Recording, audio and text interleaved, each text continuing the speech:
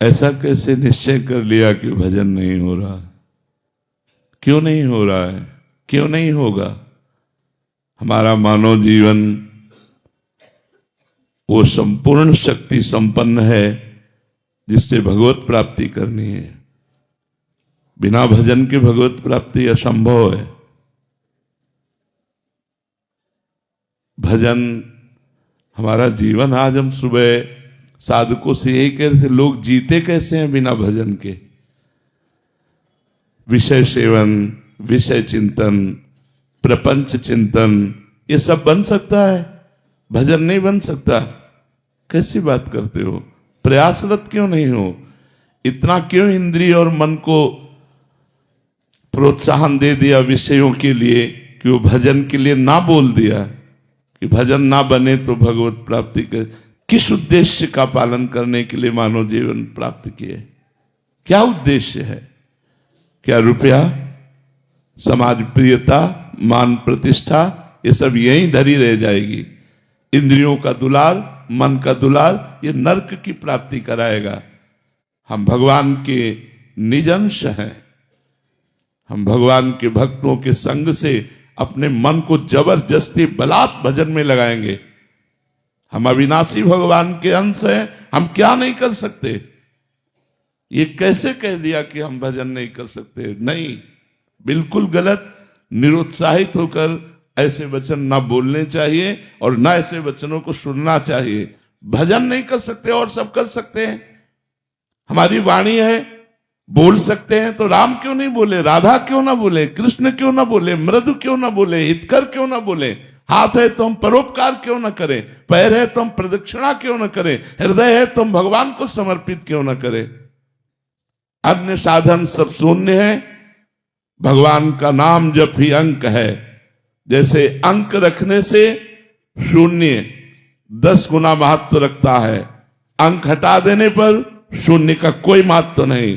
ऐसे ही भगवत चिंतन शून्य, हर सत्क्रिया यहां से ब्रह्मलोक तक ले जाएगी, लेकिन ब्रह्मलोक भी नाशवान है। आ ब्रह्म स्तंभ पर्यंतम सर्वम मायामयम जगत सत्यम सत्यम पुनः सत्यम हरे नामयु केवलम।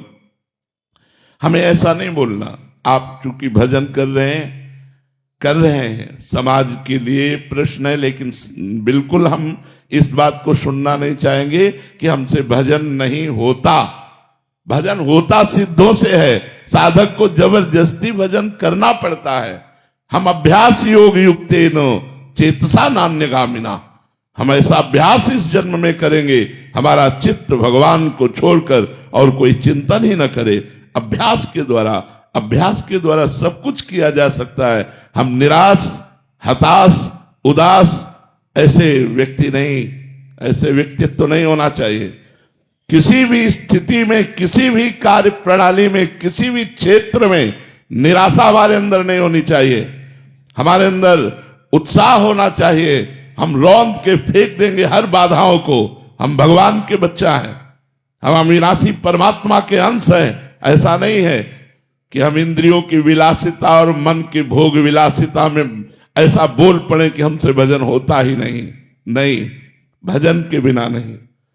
भगवान की प्राप्ति के लिए सुलभ मार्ग भजन है। भगवान का जितना चिंतन किया जाएगा उतना ही हम माया से हटकर भगवान के समीप होते जाएंगे। अनन्य चेता सततम यो माम स्मृति नित्य सा तस्याहम सुलभा पार्थ। भगवान उसके लिए सुलभ होते हैं जो नित्य निरंतर भगवान का चिंतन करता है। अपने चित्त को भगवान के चरणों में लगाने में परेशानी क्या है? जब युद्ध जैसा कार्य भगवान का चिंतन करते हो सकता है, तो कौन सा ऐसा कार्य है जो भगवान का चिंतन करते ना हो? हम मुख में भगवान का नाम स्मरण कर रहे हैं मधुर मधुर, और शरीर से हम चेष्टाएं कर रहे हैं, कर्म कर रहे हैं, और वो कर्म भगवान को अर्पित कर रहे हैं। हम नित्य प्रतिक्षण भगवान के नजदीक पहुंच रहे हैं। भगवान का विस्मरण करके केवल धन संपत्ति और भोगों की चाह में भटकना, ये तो दिव्य मनुष्य जीवन को व्यर्थ नष्ट कर देना है। इसलिए सबसे प्रार्थना है, ये शब्द तो आना ही नहीं चाहिए कि भजन के बिना हमारा जीवन किसी कार्य का नहीं है, हम भजन नहीं कर सकते, ये शब्द नहीं आना चाहिए कि भजन नहीं कर सकते। भजन के बिना जीवन किसी कार्य का नहीं। जब आप सुअर कुत्ता बनोगे तब भजन करोगे, जब आप पशु पक्षी बनोगे तब भजन करोगे। अरे दुर्लभो मानुषो देहो, इतना दुर्लभ मनुष्य शरीर मिला, यदि इस मनुष्य शरीर में अपने प्रभु से प्रेम न कर पाए, प्रभु को रिझा न पाए तो और क्या है। और प्रभु के प्रेम की प्राप्ति, प्रेम मूल यह नाम है, भगवान का नाम ही प्रेम मूल है। ब्रह्म राम ते नाम बड़ वरदायक वरदान, भगवान से भी बढ़कर भगवान का नाम है। यदि हम राम राम कृष्ण कृष्ण हरि हरि राधा राधा प्रतिपल रट रहे हैं तो भगवान हमारे हृदय में प्रकाशित होंगे, भगवान हमारे नेत्रों में जरूर वो सामर्थ्य देंगे कि इस माया का पर्दा हटाकर हम कण कण में क्षण क्षण में भगवान का अवलोकन करें। भगवान विराजमान है। इसलिए ये निरुत्साहित करने वाली बात तो किसी की जबान में नहीं आनी चाहिए। हम प्रयास करेंगे, हो सकता है हमारा प्रयास असफल प्रयास रहे, लेकिन हम फिर प्रयास करेंगे तो 1 2 3 बार 4 बार हम किसी बार तो सफल प्रयास करने वाले बन ही जाएंगे। हमें निराशा बिल्कुल पसंद नहीं। हताश होना, उदास होना, निराश होना ये हमारे जीवन में नहीं, और ये हम मनुष्य जीवन में बर्दाश्त नहीं करना चाहते। आप लोग वहीं परास्त हो रहे हो जहां भगवान का आश्रय नहीं। क्या है, आप विचार करके देखिए, जिसकी दोनों किडनी फेल हो, डायलिसिस हो रहा हो, शरीर भीषण कष्ट से युक्त हो, हम दहाड़ रहे हैं, अभी मृत्यु हो जाए उसकी क्या परवाह। हम भगवान के जन हैं, भगवान के अंश, हम कोई शरीर थोड़ी है। शरीर अगर कष्ट में है तो वो अपनी तरफ बना रहे, हम अपनी तरफ है। हमारा जन्म केवल इस बात को लेके बैठ जाए कि हमारी किडनी खराब, हमारा कष्ट है, अब हम कुछ कर नहीं सकते। नहीं, हम हर वो कार्य कर सकते हैं जो स्वस्थ आदमी कर सकता है। हमारे में जोश होना चाहिए, हमारा में संकल्प शक्ति होनी चाहिए। वो तभी होगी जब अध्यात्म से जुड़ोगे। भजन करो, भगवान का नाम स्मरण करो और उत्साहित रहो और वीर पुरुष बनो, कायर पुरुष नहीं। ये मैं नहीं कर सकता, ये हमारी डायरी में नहीं है। अधर्म की बात अलग है, धर्म और सही मार्ग में चलने के लिए ये मैं नहीं कर सकता, ये डायरी में नहीं। हमें जो सतमार्ग में करना है वो हम करेंगे। भजन बड़ा है या माया का प्रकोप बड़ा है, भगवान की कृपा बड़ी है या माया का प्रकोप, ऐसा नहीं। हम सबसे प्रार्थना करते हैं, आप लोग कायर बनोगे तो ना इस लोक के रह जाओगे ना परलोक के रह जाओगे, और वीर बनोगे तो जो चाहोगे वो प्राप्त कर लोगे।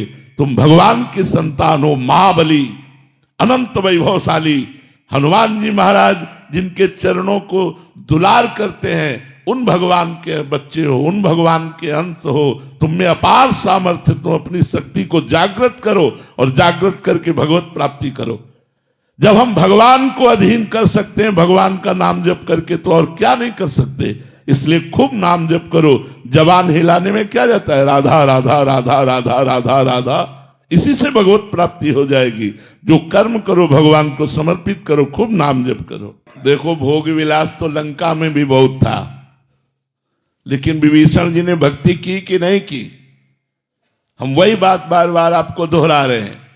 हमारा जिद्दी स्वभाव होना चाहिए।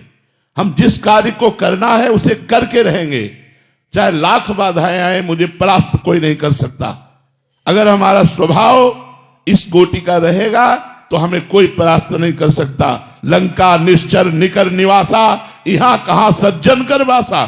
जहां एक भी सज्जन पुरुष नहीं, घोर राक्षसी प्रवृत्ति का तांडव हो रहा है, वहां विभीषण जी ने वो भक्ति की कि भगवान कह रहे तुम सारी के संत प्रिय मोरे, धरो देह नहीं आन निहोरे। तुम्हारे जैसे संतों के लिए मैं अवतार धारण करता हूं। जब लंका जैसे क्षेत्र में भक्ति का विस्तार विभीषण जी ने अपने हृदय में कर लिया, तो हम चाहे अमेरिका में हो, चाहे हॉलैंड में हो, चाहे इंग्लैंड में कहीं भी हो, जब हम नहीं बदलने वाले तो हमें कोई नहीं बदल सकता। हम मांस नहीं खाना चाहते, कोई नहीं खवा सकता। हम मदिरा नहीं पीना चाहते, कोई नहीं पिला सकता। हम व्यभिचार नहीं करना चाहते, कोई नहीं करा। और अगर हम करना चाहते हैं तो भारत में क्या वृंदावन में करोगे? क्या नहीं है यहां? अगर भगवान है तो सब कुछ है। यहां भगवान भी है तो सब कुछ है। अगर हम भजन ना करना चाहें तो वृंदावन में भी भजन नहीं होगा, और भजन करना चाहे तो अमेरिका में, इंग्लैंड में, हॉलैंड में, जहां भी हो तुम सब जगह भजन कर सकते हो, क्योंकि आपको भजन करना है। हम एक ही मेज में बैठे हैं, दूसरा कुछ खा रहा है, हमें जो पसंद है वो हम पा रहे हैं, राधा राधा राधा, उसका प्रभाव हमारे ऊपर थोड़ी पड़ जाएगा। एक ही ऑफिस में काम कर रहे हैं, दूसरा अपनी चाल चल रहा है, हम अपनी चाल चल रहे हैं, क्या फर्क पड़ता है। इसलिए ये बात रख कर कि हम विदेश में विषय बाहुल्यता होने के कारण भजन में हम गति नहीं कर पा रहे, ऐसी बात गलत है। बहुत से ऐसे भक्त हैं जो हम आपको बता सकते हैं, हमारे ही परिचय के हैं। एक तो ऐसे गृहस्थ हैं जो 30-35 वर्ष की अवस्था है, रुपया पैसा सब वैभव, और उन्होंने वृंदावन में संकल्प किया आजीवन ब्रह्मचर्य से रहूंगा, कभी कोई व्यसन नहीं करूंगा, कभी कोई गंदा भोजन नहीं करूंगा, और नियमित अष्टयाम सेवा अमेरिका में रह के कर रहे हैं। वो हर हफ्ते 10 दिन में भेजते रहते हैं इन लोगों के पास कि हमारे ये दिनचर्या चल रही, कोई त्रुटि तो नहीं हो रही, रंग बिहारी उनके पास भेजते रहते। तो हम ये देख रहे हैं कि जैसी वृंदावन में भावनात्मक सेवा, ऐसी वो अमेरिका में कर रहे हैं। और अब जब आते हैं बड़े दैन्यता से रहते हैं, यहाँ साधारण अचला लगाया, साधारण कपड़ा पहनते हैं। तो हम अपनी रहनी से रहे। अगर हम अपनी रहनी से न रहे तो भारत में कम विचार हो रहा है क्या, कम व्यसन हो रहा है क्या, कम गंदगी है क्या? आप देख लो ना, नए नए बच्चों की आदतों को देखो कहां बहती हुई चली जा रही है। तो हमें चाहिए कि किसी भी देश या किसी स्थान प्रधानता से हमारी भक्ति नहीं, हमारे उद्देश्य से हमारी भक्ति बढ़े। हम जहां भी हो अपनी भक्ति को अपने हृदय में बसाएं। हम वहां के व्यवहार को, वहां के आचरणों को अपने हृदय में ना आने दें, तो हम कहीं भी रहे, हम भगवान के बनकर के खूब अच्छी तरह भगवान की भक्ति कर सकते हैं। और अगर हम भक्ति ना करें तो वृंदावन में रहकर भी भक्ति नहीं कर सकते। मैं आपसे कह रहा हूं, वृंदावन भगवान का धाम है, यहां भी रह करके वो सब कुछ हो सकता है जो बाहर हो रहा है। और अगर भक्ति करना चाहो तो बाहर में भी कर सकते हो, वो सब कुछ कर सकते हो जो वृंदावन में भक्त जन कर रहे हैं, वही आप कर सकते हो। युगल सरकार विराजमान करके उनको मंगला, उनको राजभोग, उनकी आरती, उनकी चरण सेवा, उनके पद सुनाना, नाम जप करना, भगवान के भक्तों के चरित्र पढ़ना, क्या नहीं कर सकते हो। तो इसलिए हमें ये भी बात पसंद नहीं कि हम किसी देश का हवाला दे करके अपने जीवन को व्यर्थ जाने दें। नहीं, हमारा उद्देश्य मजबूत है तो हम चाहे जिस देश में रहे, चाहे जिस प्रांत में रहे, चाहे जिस जगह में रहे, हमारी भक्ति में कोई असर आने वाला नहीं। अगर हमारा उद्देश्य सही नहीं है तो भक्ति क्षेत्र जहां भक्ति नृत्य कर रही, वृंदावन में भी भक्ति नहीं कर सकते। उद्देश्य ठीक होना चाहिए हमारा। हमारे ऊपर भगवान की कृपा हुई है तब हम भक्ति मार्ग में कदम रखा है। अतिशय कृपा राम की हुई, पाव देह या मार्ग सोई। तो फिर अहंकार क्यों? आप थोड़ी कर रहे हैं। भगवान आपके ऊपर कृपा करके आपको भक्ति का मार्ग दिया, भक्ति करने की शक्ति दी, भगवान का नाम कृपा करके आपकी जिह्वा पर चल रहा है, तो अहंकार क्यों? अविवेक के कारण अहंकार बढ़ता नहीं, तो विवेक धारण करो तो अहंकार किस बात का? हम क्या कर सकते हैं? हमें जो पावर है वो भगवान का दिया हुआ है, तो हम व्यर्थ में अहंकार क्यों करें? हमें जो सत्मार्ग मिला है भगवान का दिया हुआ है, हम जो भक्ति कर रहे हैं भगवान के द्वारा दी हुई कर रहे हैं, हमारे ऊपर भगवान की असीम कृपा है, ये सोचना चाहिए। अहंकार करने की जरूरत क्या है? अहंकार से तो पतन हो जाएगा। अहंकार भगवान को पसंद नहीं। अहंकार अज्ञान के कारण हो रहा है, उसको हटाइए। भगवान की कृपा है, आपके द्वारा जो भक्ति हो रही है, हाँ बिल्कुल। अगर अहंकार रखेंगे तो जो हो रही है वो भी छूटती चली जाएगी और काम क्रोध आदि आपके ऊपर हावी हो जाएंगे और गिर पड़ोगे। जिसने जिसने अहंकार किया उसे मुंह की खानी पड़ी। अहंकार का त्याग करो, अहंकार ठीक नहीं है। जीवन का उद्देश्य भगवत प्राप्ति, और भगवत प्राप्ति का जब लक्ष्य बना लोगे तो अपने आप चलने लगोगे। लक्ष्य में बड़ी भारी ताकत होती है। जब हमारा लक्ष्य बन जाता है कि हमको ऐसे चलना है, हमको अमुक जगह पहुंचना है, तो हम में पावर आ जाता है। लक्ष्य में पावर है। प्रिया प्रीतम की प्राप्ति करनी है, भगवत प्राप्ति करनी है, तो यही तुम्हें धर्म से चलना सिखा देगा। जब हमारा लक्ष्य भोग होते हैं और हम भक्ति करते हैं तो नाटक बन जाती है, और जब हम भोगों में होते हैं और लक्ष्य भक्ति होती है तो हमारी वही भक्ति प्रकाशित हो जाती है। हमारी बात को समझना। चक्रवर्ती सम्राट महाराज अम्बरीश समस्त भोगों के बीच में रहते हुए भगवान की अनन्य भक्ति के द्वारा ऐसे रिझा लिया कि सुदर्शन चक्र उनकी सुरक्षा में रहता था। अंगरक्षक के रूप में सुदर्शन भगवान स्वयं रहते थे। तो जब चक्रवर्ती सम्राट से ऐसी भक्ति हो सकती है तो आप दो चार परिवार वाले अपने घर में रहकर क्यों भक्ति नहीं कर सकते? भगवान की भक्ति बहुत कृपामयी है। सुख, शांति, आनंद, परमानंद इसी जन्म में भगवत प्राप्ति, ये सब भक्ति के द्वारा हो जाएगा। बस हमको चाहिए कि हम लगे रहें भगवान के चरणों में, नाम जप करते रहें, सदग्रंथों का पाठ करते रहें, संत जनों की वाणी सुनते रहें, अवसर मिले तो परोपकार कर दें। इसी से हमारे धर्म का पालन होगा और लक्ष्य दृढ़ हो जाने पर हमें भगवत प्राप्ति निश्चित होगी। हमारा लक्ष्य हो जाए कि मानव जीवन व्यर्थ नहीं जाने देंगे, इसी जन्म में हम भगवत प्राप्ति करेंगे। कुछ भी हो जाए, हम 100 बार गिरे, 1000 बार गिरे, तो भी हमारा जिद्दी स्वभाव यही कहेगा मैं परास्त नहीं होऊंगा, मैं आगे बढ़ूंगा, मैं भगवान की शरण तक जाऊंगा, तो निश्चित भगवान की प्राप्ति हो जाएगी। इसमें बिल्कुल निराशा नहीं आनी चाहिए। हमारा लक्ष्य भगवत प्राप्ति बन जाए तो लक्ष्य में इतनी ताकत है कि धर्म से चलने के लिए हमको सशक्त कर देगा, मजबूत कर देगा। हमारे अंदर वो सब विवेक रूपी शस्त्र आ जाएंगे जिससे हम अधार्मिक प्रवृत्तियों का नाश करके धर्म में चल सके। इसलिए लक्ष्य बनाओ भगवत प्राप्ति। लेकिन भगवत प्राप्ति का लक्ष्य वही बना सकता है जो सत्संग सुनकर अधार्मिक भोगों का त्याग कर रहा है। जो अधार्मिक भोगों को भोगता है वो केवल मनोरंजन में ऐसा बोलता है मैं भगवत प्राप्ति करना चाहता हूं, वो कर ही नहीं सकता, वो अंदर सोच ही नहीं सकता। भोगेश्वर प्रसक्ता नाम तया प्रहृत चेतसाम व्यवसायत्मिका बुद्धि समाधो न विधीयते। भोग और ऐश्वर्य में जिसका चित्त अपहृत हो चुका है वो संकल्प ही नहीं कर पाता कि इस जन्म में मुझे भगवत प्राप्ति करनी है। इसलिए अधार्मिक भोगों का त्याग करके धर्म में विषयों का सेवन करते हुए, भगवान नाम जप करते हुए, सत्संग सुनते हुए हम अपना लक्ष्य दृढ़ करें कि इसी जन्म में मुझे भगवत प्राप्ति करनी है तो मैं धर्म से चल सकता हूं, क्योंकि भगवत प्राप्ति धर्म से होती है। एक बार भर नेत्र भगवान को देख लेना, ये सत्य है। भगवान को देख लेना। जो लोग कहते हैं मृत्यु सत्य, वो खुद जानते ही नहीं मृत्यु तो असत्य है। किसकी मृत्यु होती है? आत्मा अजर अविनाशी है। पंचभूत में मिल गए, कोई नहीं मरा। मरा कौन? कोई नहीं मरा। बोले मृत्यु सत्य, मृत्यु कहां से सत्य है? किसकी मृत्यु सत्य है? आत्मा तो अविनाशी अजर अमर है, उसे कभी मरना नहीं होता। और पंचभूतों में मिल गए तो मृत्यु किसकी हुई? किसी की नहीं। तो सत्य क्या है? भगवान, भगवान का भजन। उमा कहाऊं मैं अनुभव अपना, सत हरि भजन जगत सब सपना। सत्य है भगवान। अगर भगवान का भजन हो रहा है तो आपका सत्य में जीवन जा रहा है। अगर भगवान से विमुख हो तो भोग में जीवन, नरक में जीवन है, मृत जीवन है।